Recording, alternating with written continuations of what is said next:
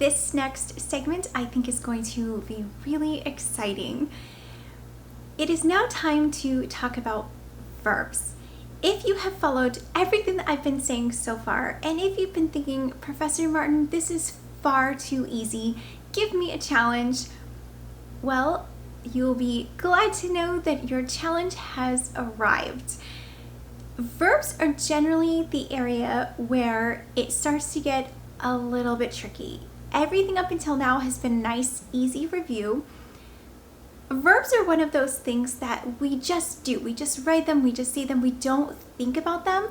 And when it's time to start breaking words down into their individual components, verbs are an area where if you're not very careful, you're likely to get tripped up, and it is very embarrassing when you have to stop and ask the person next to you, like, oh my gosh, which one of these is the main verb? So here we go. Stay with me. I promise we'll get through this. Verbs. Just like pronouns, there are several different categories of verbs. We're going to talk about the most important 3 categories, but do know there are a lot more than just these 3. With our verbs, in this course, we're going to learn about action verbs, linking verbs, and helping verbs. Again, this is not an exclusive list. This does not cover all the verbs, but if you can get these 3 different types of verbs down, you are well on your way to reaching your goal of better writing. First up is our action verbs. They are the easiest. If you know nothing else, you likely know what your action verbs are. The action verbs show movement or motion or advancement of some way. Examples of action verbs are eating, talking, walking, swimming, running, dancing. All of these things show action, they show movement, they show momentum, they show someone or something moving from one point to another. Those are our first category, those are action verbs. Getting a little bit tougher is going to be our linking verbs. Linking verbs link our subject, our person that the sentence is about, with our object.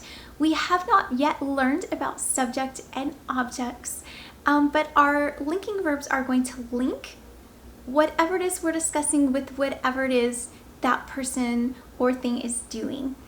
So an example of a linking verb is I am hungry.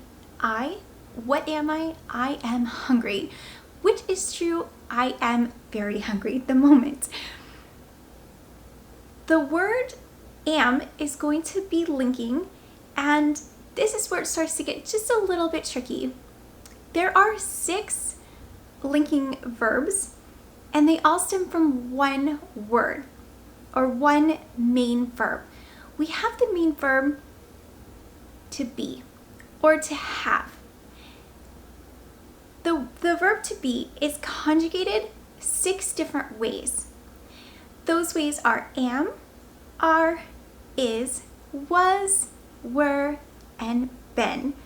You don't need to memorize all of those 6, and it does get a little more complicated because they come into play with different types of verbs, and then they mess everything up.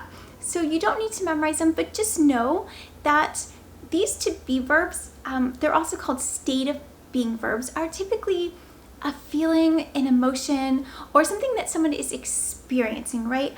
I am hungry. I was tired. Anything that could be an emotion, an internal feeling, something that arises from inside of us, those are going to be our to be verbs. They're not what we're doing, it's what we're experiencing. So again, there are 6 different conjugated forms of the to be or are to be verbs. They are linking. So we've covered action verbs, we've covered linking verbs, and don't worry, you will get lots of opportunities to practice these. Up next, our third and final category of verbs. This one gets even trickier. Our last category is our helping verbs. Where I find that people make mistakes if their sentences if they run a little bit askew, if the sentences kind of get away from you, if you've noticed that your sentences tend to go on, and towards the end of the sentence you've forgotten what it is you've even set out to write about, part of the problem often lies in verb stacking, where you write several verbs and you just kind of list them all in a row and you squish them all together and then you move on, and there's so many actions and emotions and feelings happening in one tiny little space that it doesn't make sense. The reader can't pick out what's important and what it is that's happening. Are you doing something? Are you feeling something? Is there an experience that you want to relate to them? So verb stacking gets very confusing to the reader, and it is never our intention to confuse our reader. The reason why we write is to convey our thoughts and our emotions, our feelings, our expressions to the reader in a way that they can understand. So confusing our reader is something we never want to intentionally do. With that, we do not want to verb stack. It is possible to put a couple different verbs in a row, and that's a little outside the scope of this course. That is a more advanced technique. But just know, if you do have more than 2 verbs together and you don't know why you are adding that many verbs, you might want to edit your writing to where you have no more than, at this point, at this beginner point, no more than 2 verbs. And you'll see where the 2 verbs comes into play, and that is with our helping verbs.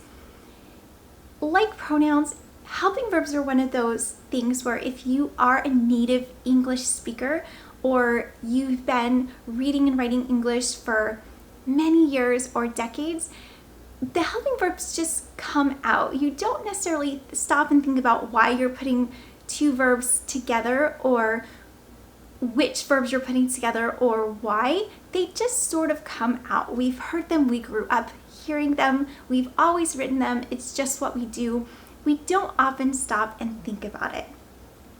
However, in this grammar course, when you're evaluating your grammar, it's important to stop and to question every single word. Why is this word in your sentence? What purpose does it have? What role is it filling? If we're not able to answer these questions, likely the reader isn't going to be able to know those things either. The reader needs to be able to know what it is you want them to understand. And the reader is going to ask themselves, why is this word here? Why are these words here? Why are these words together in this sentence? With that are helping verbs.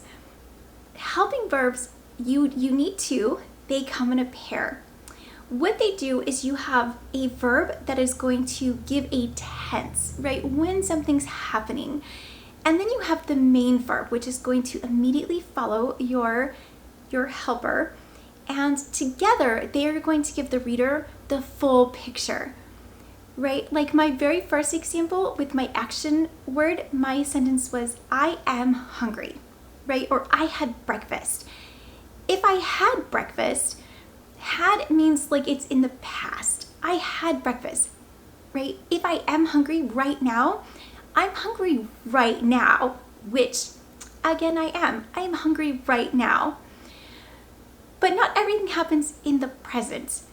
You could have gone swimming yesterday. You could be attending a wedding in a month from now.